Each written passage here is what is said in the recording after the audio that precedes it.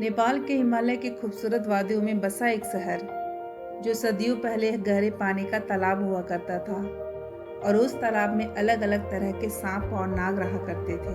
7 UNESCO world heritage site, तंत्र विद्या और सबसे बड़ा खुला शमशान ग्राउंड के लिए जाने वाला यह शहर और यहाँ बसा शिव जी के सम्मान में बना पशुपतिनाथ मंदिर।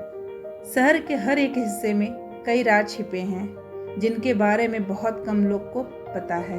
अप्रैल सन 2015 एक खतरनाक भूकंप काठमांडू शहर को हिलाकर रख दिया था। देखते ही देखते शहर में बसी दुकानें और घर मिट्टी के ढेर में बदल गए और इसी ढेर के नीचे 9000 लोग जिन्हें दर्दनाक मौत का सामना करना पड़ा। लेकिन एक ऐसी भी जगह थी जिस पे एक खतरनाक भूकंप कुछ भी बिगाड़ नहीं पाया। काठमांडू की बागमती नदी के किनारे एक भव्य मंदिर बना है जहां आप एक साथ करीब 100 शिवलिंग के दर्शन कर सकते हैं।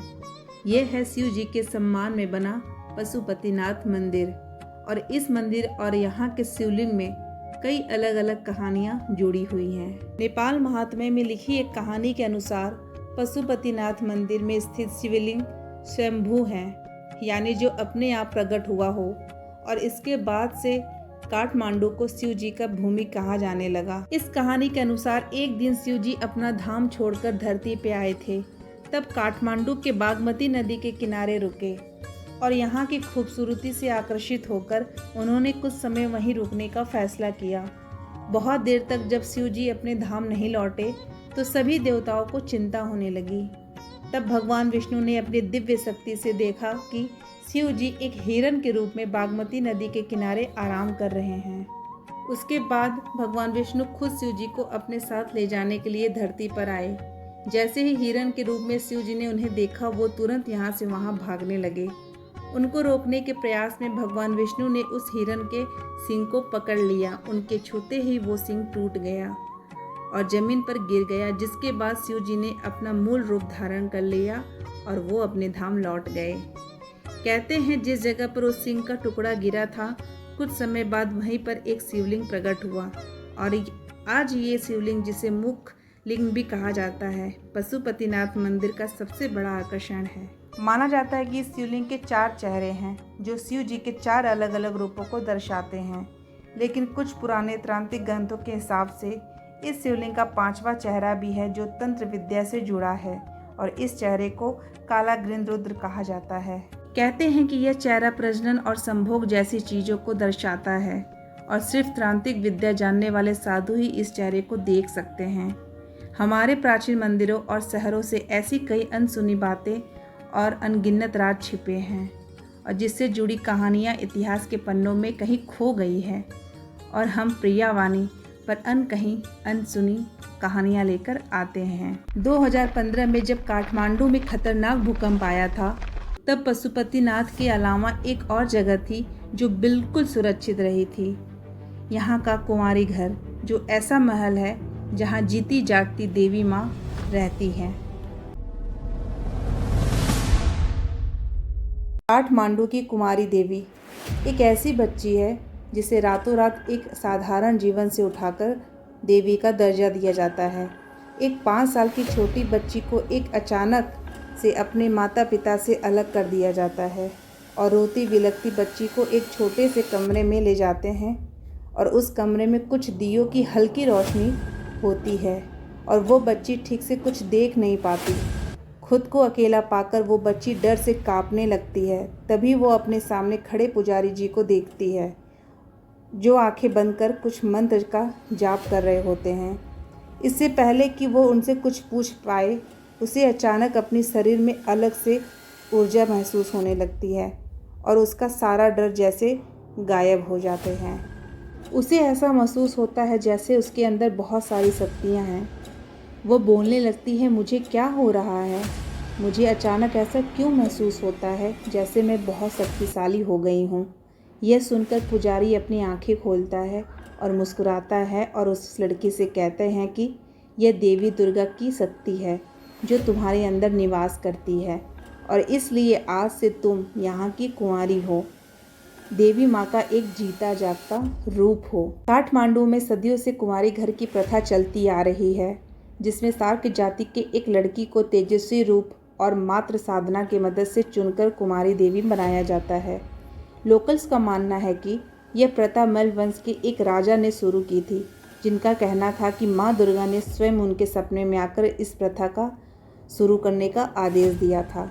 पर इस प्रथा की एक शर्त है, जिसके चलते यहाँ की कुमारी सिर्फ युवावस्था होने तक ही यहाँ रह सकते हैं, जिसके बाद एक नई कुमारी चुनने का समय आता है और पहली कुमारी सामान्य जीवन में लौट जाती है।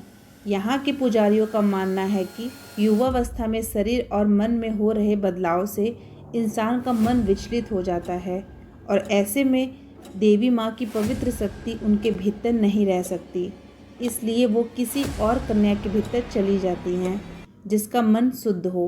कहते हैं कुमारी घर में यहाँ की कुमारी और पुजारियों के अलावा किसी भी बाहरी इंसान को आने में सख्त पाबंदी लगाई गई है। यहाँ कुछ ऐसी पूजा और रिचुअल्स होते हैं जो दुनिया भर के लोगों के लिए सिर्फ एक गहरा राज बने हुए हैं। हिंदू धर्म की एक ऐसी पौराणिक विद्या जिसमें बलि, संभोग और ऐसी कई चीज़ों को दर्शाया जाता है जो सामान्य धार्मिक पूजा में शामिल है, जो दुनिया भर में ऐसे कई जगह है जो तंत्र और तांत्रिक विद्या के लिए जाने जाते हैं, जिनमें से एक है काठमांडू में बसा नर देवी मंदिर, जो श्वेत काली देवी के सम्मान में बनाया गया है, जिसे वहां हो रहे तांत्रिक प्रैक्टिसेज को केंद्र माना जाता है। प्रचलित कहानी के अनुसार एक बार पाटन के राजा शिकार के लिए काठमांडू के जंगल में आए थे, जहां अचानक एक जंगली हाथी ने उन पर हमला कर दिया। वो अपनी जान बचाकर भागने लगे। भागते भागते उन्हें एक बड़ा सा पेड़ दिखा, जिसमें किसी गुफा की तरह एक बड़ी जगह थी। उसने खुद को उसमें छिपा लिया, लेकिन थकावट और डर के कारण वो जल्द ही बेहोश हो गए।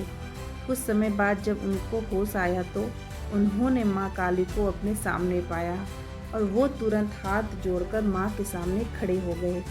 अब तुम्हारे जीवन को कोई खतरा नहीं है, तुम जी सकते हो, यह कहकर माँ वहाँ से गायब हो गई। कहा जाता है कि इस घटना के बाद उस राजा ने उसी जगह नर देवी का मंदिर बनवाया, जो आज तांत्रिक साधन के लिए पूजा के लिए जाना जाता है। तांत्रिक ग्रंथों के अनुसार बलि देना और देवी माँ के चरणों पर खून चढ़ाना तांत्रिक साधना का एक महत्वपूर्ण हिस्सा है और इसलिए हर साल विजयदशमी के दिन इस मंदिर में एक भैंसे की बलि दी जाती है।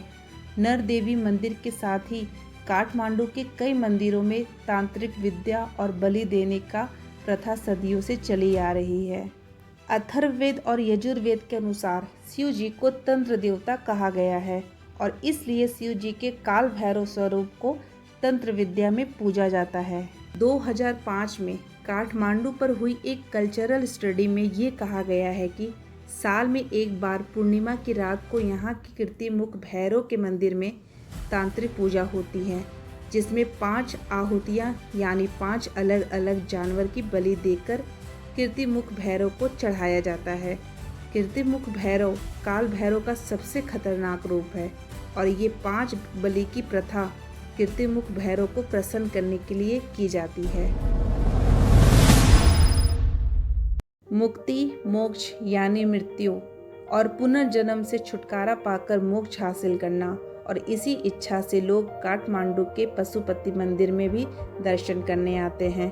लेकिन यहाँ आकर भक्तों का सामना जीवन की एक ऐसी सच्चाई से होता है जिसमें वो देखकर उनके रोंगटे खड़े हो जाते हैं, क्योंकि यहाँ एक तरफ मंदिर में पूजा पाठ और भजन गाया जाता है, वहीं दूसरी तरफ खुली आग में चिताएं जल रही होती हैं। काठमांडू के पशुपतिनाथ मंदिर की एक हिस्से को शमशान घाट की तरह इस्तेमाल किया जाता है।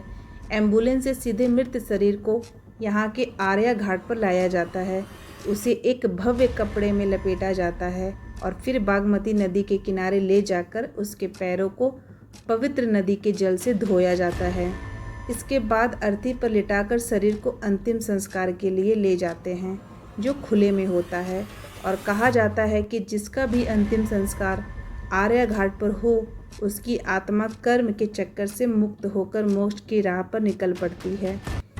वैसे तो काठमांडू शहर से कई किस्से, कहानियाँ और अनकहे राज जुड़े हुए हैं, लेकिन ये शहर नेपाल के दो प्रमुख धर्मों, हिंदू धर्म और बौद्ध धर्म से जुड़े कल्चर साइट के लिए भी जाना जाता है। और पशुपतिनाथ के रूप में शिव जी के यहाँ होने से शिव जी का एक पवित्र धाम माना जाता है। शिव जी के अन्य पवित्र धाम और ज्योतिर्लिंग के बारे में जानने के लिए आप हमारे वीडियोस को देख सकते हैं। और आपको हमारी आज की वीडियो कैसी लगी हमें कमेंट में ज़रूर बताएं। ऐसी और अनकही, अनसुनी और अनदेखी कहानियों के लिए प्रिया वाणी को सब्सक्राइब करें। सी यू द नेक्स्ट वीडियो।